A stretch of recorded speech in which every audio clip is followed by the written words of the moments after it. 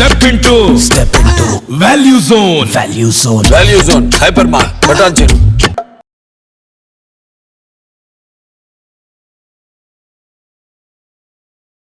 Hi, నా పేరు doctor Padma Kamalakar, counselling psychotherapist, hypnotherapist, family and marriage counsellor. మా doctor Kamalakar's mind and personality care Rajahmundry, హైదరాబాద్లో ఉంది. ఈ రోజుల్లో చాలామంది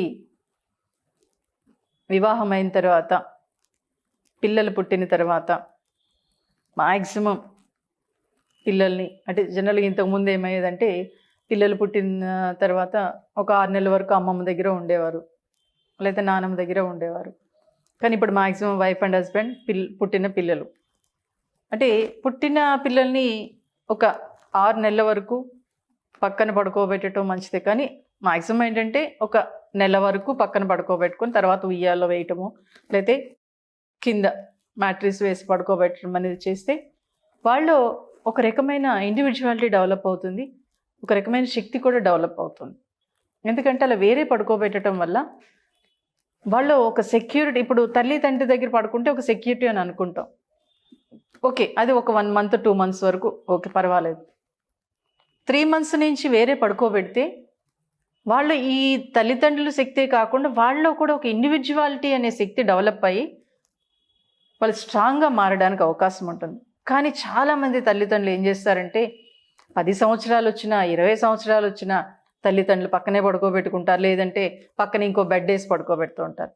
కానీ ఇది ఎంత డేంజరో తెలుసండి. నా దగ్గరికి అంటే 7th క్లాస్ చదువుతున్న ఒక పిల్లవాడిని పేరెంట్స్ నా దగ్గరికి తీసుకొచ్చారు. ఎందుకు తీసుకొచ్చారో తెలుసా? వాడికి ఒక చెల్లి ఉంది. వీళ్ళు ఎప్పుడు కూడా పేరెంట్స్ వాళ్ళ రూమ్లోనే పడుకోబెట్టారు. పెట్టినప్పుడు ఆటోమేటిక్గా ఈ మదర్ ఫాదర్ సెక్స్ చేసుకున్నప్పుడు చూసి వాడు పడుకోకుండా, ఇప్పుడు అంటే ఫస్ట్లో చాలా బొద్దుగా ఉండేవాడు, తర్వాత సన్నగా అయిపోవటం, కళ్ళ కింద బ్లాక్ వచ్చేయడం, నిద్రపోకపోవటం జరుగుతుంది. వాళ్ళ మదరు అరే ఏంటి వీడు ఇలా అయిపోతున్నాడు అని అనుకుంది. కానీ వీడు ఏం చేస్తున్నాడంటే వాళ్ళ అమ్మా నాన్న సెక్స్ చేసుకునేటప్పుడు వాడు అసలు పడుకోకుండా అదే చూస్తూ ఉండిపోయేవాడు. అలా చూస్తున్న క్రమంలో వాడు ఏం చేశాడంటే వాళ్ళ చెల్లి ఉంటే ఆ చెల్లితో అలాగే చేయడానికి ట్రై చేసినప్పుడు ఆ తల్లి చూసి స్టన్ అయిపోయింది. అప్పుడు నా దగ్గర తీసుకొచ్చారు. సో కాబట్టి ఏంటంటే చాలామంది పేరెంట్స్ ఇలాగే చేస్తున్నారు. ఏం లేదండి వాళ్ళు పడుకుంటూ పోయారు కదండి, వాళ్ళకి ఏం తెలియదు కదండి అనుకుంటారు. ఏం కాదండి, ఒక 4 సంవత్సరాలు పిల్లవాడికి కూడా తల్లి తండ్రి ఏం చేస్తున్నారు, ఎలా ఉన్నారనేది తెలిసిపోతుంది మన టచ్ ద్వారా, మన స్మెల్ ద్వారా. సో కాబట్టి ఏంటంటే చక్కగా 6 నెలల నుంచి పిల్లల్ని చక్కగా వేరే రూమ్లోనే, లేకపోతే ఉయ్యాల కన్నా చక్కగా కిందే మ్యాట్రిస్ వేసి పడుకోబెట్టడం అనేది మంచి పద్ధతి. అలాగే ఏంటంటే తర్వాత ఒక సర్టన్ ఏజ్ 4th ఇయర్ వచ్చేటప్పటికి చక్కగా వేరే రూమ్లో పడుకోబెట్టడం అనేది ఇంకా బెటర్. ఎందుకంటే ఎప్పుడైతే వేరే రూమ్లో పడుకున్నారో వాళ్ళకి వాళ్ళు ఆలోచించగలుగుతారు, వాళ్ళకి వాళ్ళు ఇండివిజువల్గా డెవలప్ అవ్వడానికి ప్రయత్నం చేస్తూ ఉంటారు. అది కూడా నేను నా దగ్గరికి వచ్చిన కేసు చెప్తా. వాళ్ళకి 2 పిల్లల్ని ఎప్పుడూ కూడా పెద్దవాడు ఏం చెప్పినా అదే చేస్తూ ఉండేవాడు, చిన్నవాడు చేసేవాడు కాదు. నేను ఎప్పుడు వేరే పడుకుంటాను, నేను ఇక్కడ పడుకోనంటే వాళ్ళ అమ్మ కొట్టి మరీ వాడిని పక్కన పడుకోబెట్టేది. కానీ వాడి ఎంత చెప్పినా వినకుండా మధ్యలో వెళ్ళిపోయి మరీ వేరే పడుకునేవాడు. కొంతకాలానికి ఏమైందంటే పెద్దవాడు వీడు చెప్పినట్టు వింటున్నారు, కానీ చిన్నవాడు వీళ్ళు చెప్పినట్టు వినటం లేదు. పాపం అందుకు తీసుకొచ్చారు వాళ్ళు. తీరా చూస్తే నేను చెప్పా, చిన్నవాడు చేస్తున్నది కరెక్టే, ఎప్పుడైతే వాడు అలా వేరే పడుకోవటం అనేది మొదలుపెట్టాడో మీరు అబ్జర్వ్ చేయండి. వాడికి ఏదైనా పని చెప్పినప్పుడు బాగా చేస్తాడు. లేదండి పెద్దవాడి కన్నా చాలా బాగా చేస్తాడండి, ఏదైనా చెప్పినా ఇట్టే పట్టేస్తాడండి.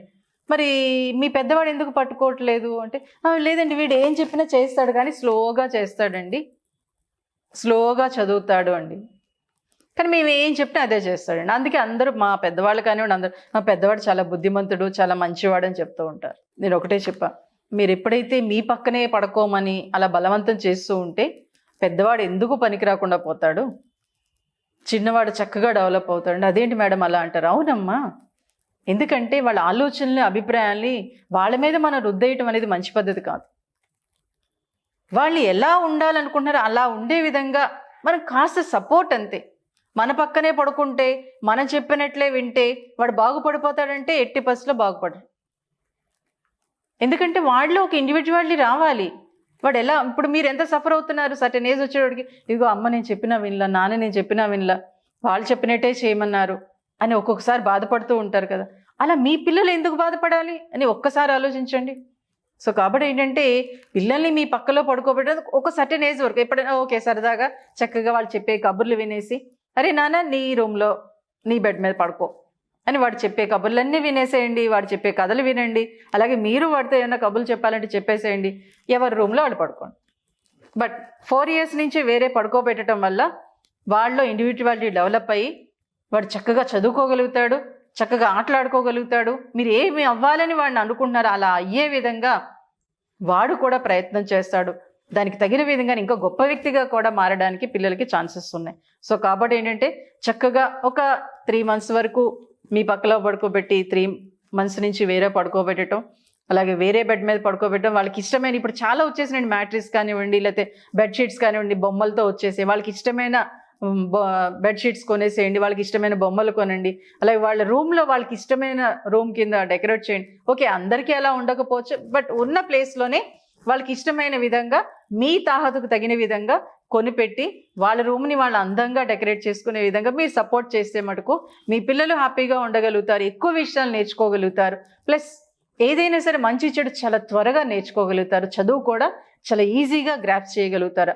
ఆ కెపాసిటీ మీ పిల్లలు బాగుండాలి, ఇండివిజువల్గా ఎదగాలి అనుకుంటే మటుకు వేరేనే పడుకోబెట్టండి. 4 సంవత్సరాల నుంచి వేరేనే పడుకోబెట్టేసేయండి. అలా ఎప్పుడైతే చేశారో మీ పిల్లలు హ్యాపీగా చాలా చక్కగా ఈ ప్రపంచానికి ఒక మంచి వ్యక్తిని మీరు అందించిన వాళ్ళు అవుతారు. Thank you.